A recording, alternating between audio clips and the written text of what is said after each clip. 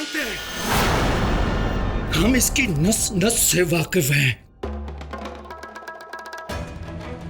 ये सब इसके बचने के पैंतरे हैं और कुछ भी नहीं। इसने हमारी बहन की जिंदगी नरक से बदतर कर रखी थी। हमारा विश्वास कीजिए इंस्पेक्टर साहब, इसीलिए हमारी बहन को मारा है। ये सब इसी का किया धरा है। अरे बाप रे बाप! अरे आप लोग तो हाथ पैर धोकर हमरे सीधे साधे बच्चे की जान के पीछे ही पड़ गए। आप लोगों की बेटी ने हमरे बेटे का जीना हराम कर रखा था।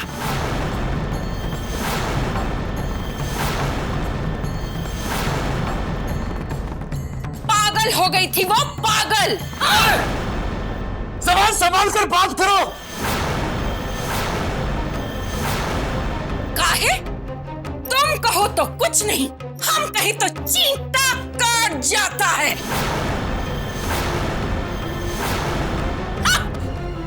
अरे इंस्पेक्टर साहब, सच कह रहे हो?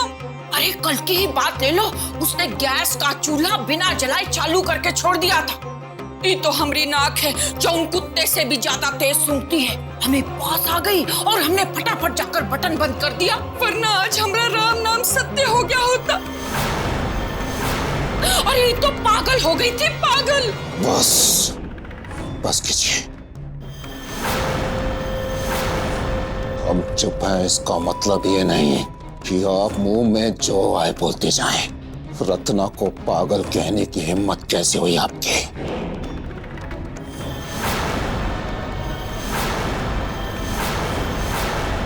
जवाब दीजिए।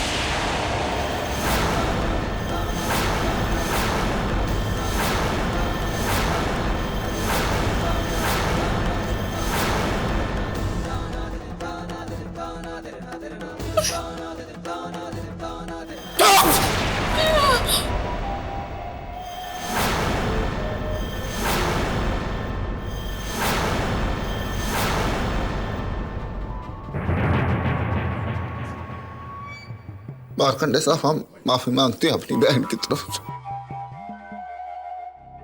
ऐसे में आपकी नाराजगी जायज है, जायज। जितना दुख आपको है ना, उतना ही दुख हमें भी है। हमें उतना ही दुख।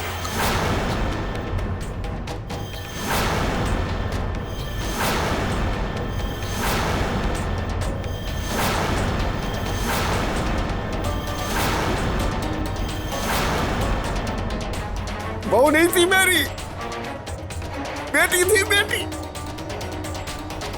हमेशा बेटी की तरह ही रखा मैंने, कभी बहू नहीं समझा। ना अब समझूंगा, ना जीवन भर समझाऊंगा। मेरी बेटी थी, बेटी रही। अरे कौन सी गलती हो गई बेटा हमसे, पता नहीं। उठा लिया मार्कंडे जी, हमारी बेटी चली गई। मार्कंडे साहब, हमारी बेटी चली गई।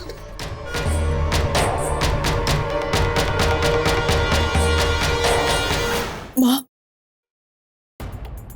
आपको हमारी कसम है, सच सच बताइए कि भाभी ने ऐसा क्यों किया?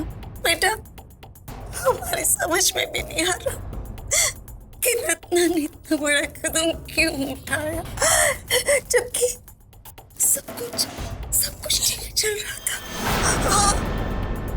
रणविजय और रत्ना के बीच ऐसी कोई बात नहीं हुई थी बेटा, जिससे कि रत्ना को आत्महत्या करनी पड़े। हालांकि रणविजय आजकल रत्ना के साथ बहुत अच्छा है। सच बेटा, मुंह से झूठ ना निकले। बेटी हो तो ऐसी, वाह। क्या रे, अपनी बाप की बात का भरोसा नहीं है, इसीलिए अपनी माँ से सर से लेके पांव तक की कसमें खिलवा के पूछताछ कर रही। जियो, बहुत बढ़िया, बहुत अच्छे। कलयुग, हमारी तो बेटी गई।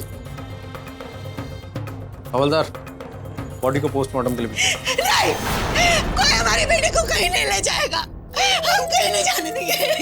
रोके ना उनको, हमारी रत्ना को ले जा रहे हैं, हमारी रत्ना को ले जा रहे हैं।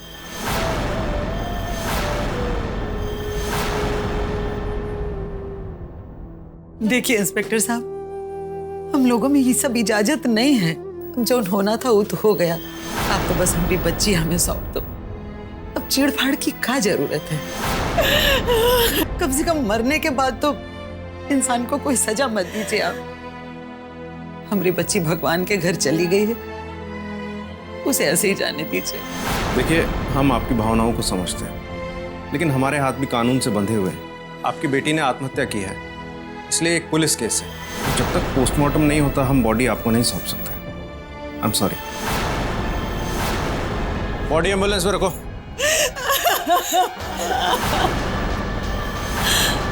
हमारी बच्ची रत्ना।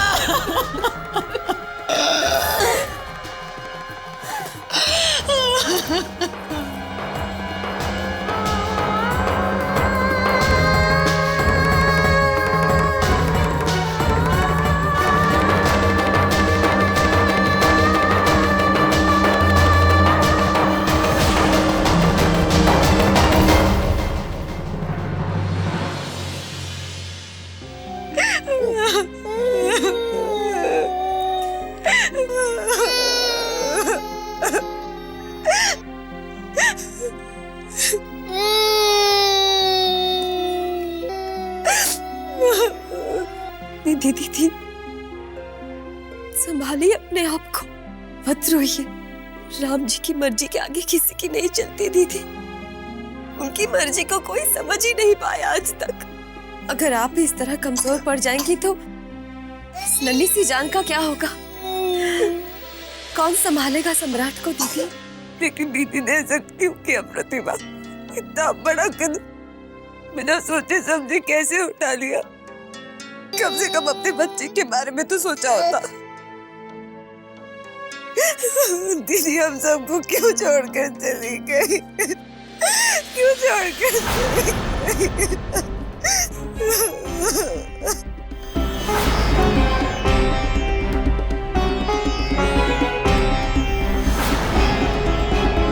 हमारी रत्ना में छोड़ के क्यों चली गई? क्यों किया हमारी रत्ना ने ऐसा? निर्मला जी, आपसे तो कुछ कहा होगा हमारी बेटी ने। क्या आखिर उसने ऐसा किया? मुझे भी इसी बात का दुख है कि रत्ना ने हमसे कुछ भी नहीं कहा। अगर रत्ना ने हमसे कहा होता तो क्या हम उसे इतना बड़ा कदम उठाने देते? हमारी तो समझ में ही नहीं आ रहा कि रत्ना ने ऐसा क्यों किया।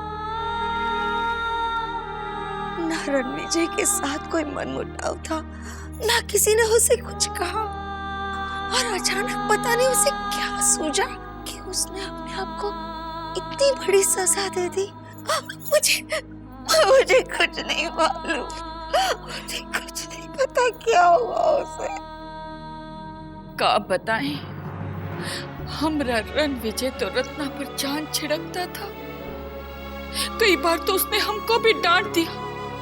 कहने लगा, बुआ जी आप अपना काम खुद किया कीजिए, हमारी रत्ना को परेशान मत कीजिए। जब रणविजय बाबू रत्ना दीदी से इतना प्यार करते थे, फिर रत्ना दीदी ने आत्महत्या क्यों की? कोई ना कोई वजह तो जरूर रही होगी ना, जिसने रत्ना दीदी को मजबूर किया होगा आत्महत्या करने। वजह चाहे जो भी हो काजल, रत्ना दीदी को कम से कम एक बार तो सम्राट के बारे में सोचना चाहिए था। अभी उसकी उम्र ही क्या है? अभी तो उसने माँ बोलना सीखा था और उसकी माँ उसे हमेशा हमेशा के लिए छोड़कर चली गई। अरे सोचती तो तब ना, अगर उसका दिमाग ठिकाने पर होता। वो तो पागल होकर मरी है, कब का करते की कौनो खबर नहीं थी।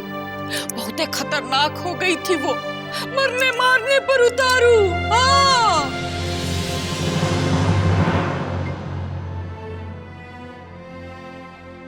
बुआ जी, भाभी के जीते जी आपने उनके लिए कभी दो मीठे बोल नहीं बोले। कम से कम उनके मरने के बाद उनकी आत्मा की शांति के लिए झूठी सही दो सहानुभूति के शब्द बोल सकती है ना।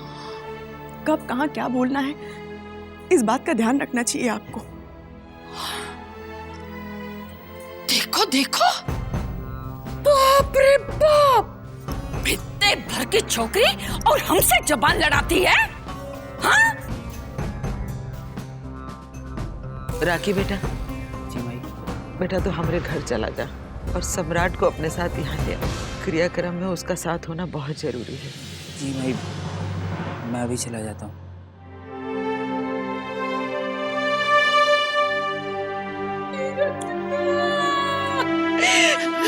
कम से कम एक बार तो हमें रत्ना का चेहरा देख लेने दो। आखिरी बार हम हमारी बेटी को देखना चाहते हैं।